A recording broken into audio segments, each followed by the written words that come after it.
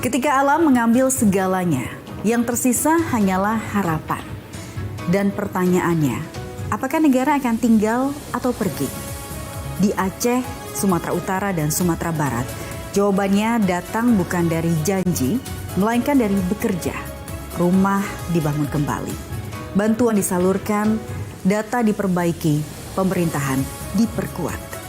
Di bawah komando Presiden Prabowo Subianto, negara memilih untuk tetap berdiri di sini bersama rakyatnya. Karena pemulihan bukan tentang seberapa cepat bangunan berdiri, tetapi seberapa kuat manusia kembali bangkit.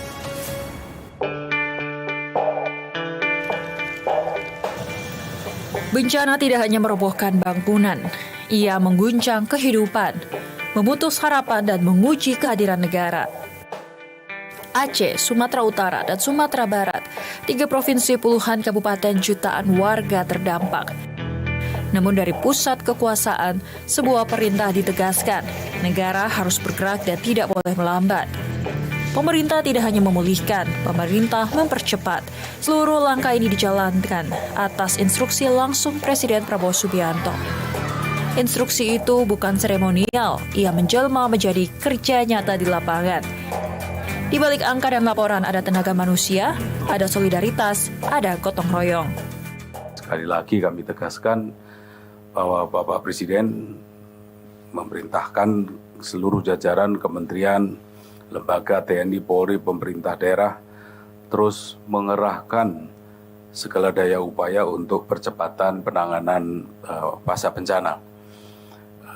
Kami mewakili pemerintah menyampaikan terima kasih dan apresiasi sebesar-besarnya kepada seluruh masyarakat, relawan, jajaran TNI, Polri, ASN pusat dan daerah, serta para pekerja swasta yang bekerja keras dalam penanganan bencana ini.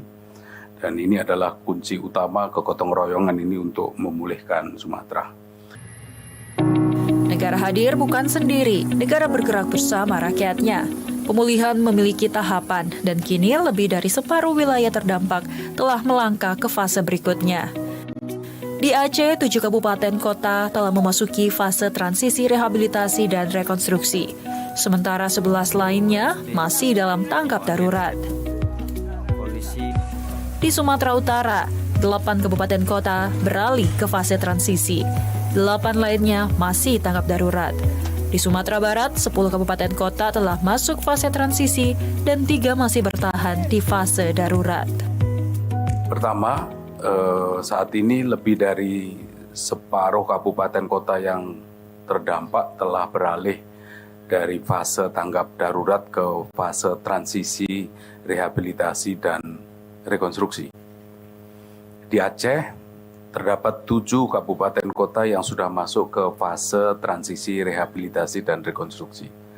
Sedangkan 11 kabupaten kota di Aceh masih memperpanjang masa tanggap darurat. Di Sumatera Utara terdapat 8 kabupaten kota yang sudah masuk ke tahap transisi, rehabilitasi, dan rekonstruksi, dan 8 kabupaten kota masih tanggap darurat. Sedangkan di Sumatera Barat, terdapat 10 kabupaten kota yang masuk ke fase transisi, rehabilitasi, dan rekonstruksi, dan masih ada 3 kabupaten kota yang berada dalam fase tanggap darurat. Daerah yang melakukan perpanjangan status tanggap darurat tersebut, ini dimaksudkan bertujuan agar daerah benar-benar siap masuk ke fase rehabilitasi dan rekonstruksi. Pemulihan dimulai dari kebutuhan paling mendasar, air bersih, listrik, sanitasi, dan komunikasi. Terkait listrik, pengiriman genset, mobil penjernih air, truk tangki, sumur siap pakai, toilet darurat, dan berbagai alat lainnya terus dan berlanjut terus ditambahkan, diperluas pengoperasiannya. Sedangkan terkait telekomunikasi, jaringan telah kembali normal di 14 kabupaten kota.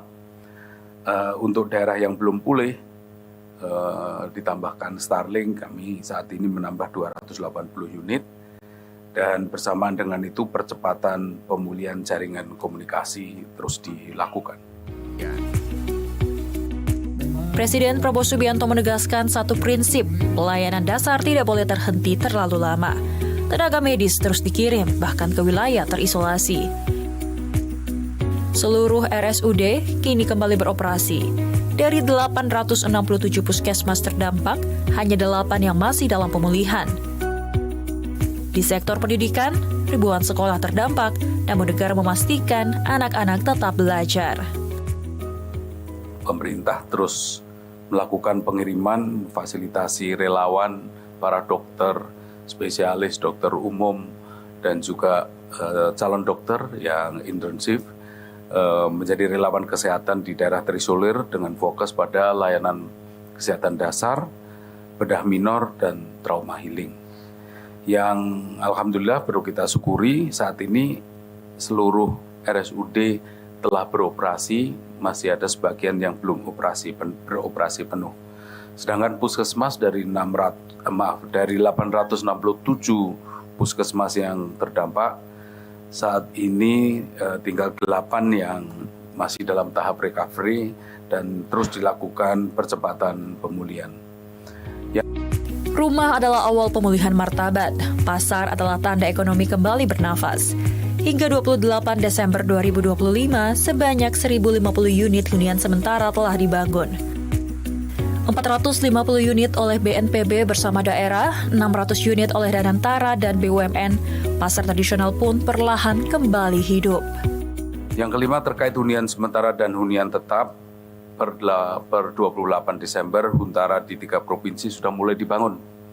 Dan sebagian sudah selesai, yaitu sebanyak total proses pembangunan dan sebagian sudah selesai itu totalnya 1.050 unit hunian. Yang dibangun BNPB bersama daerah itu ada 450, sedangkan yang dibangun Danantara beserta jajaran BUMN itu 600 unit huntara. Dan yang keenam terkait dengan aktivitas ekonomi, di Aceh itu ada 120, saya ulangi lagi, di Aceh terdapat 112 pasar tradisional yang terdampak. Ini saat ini 18 sudah sepenuhnya beroperasi.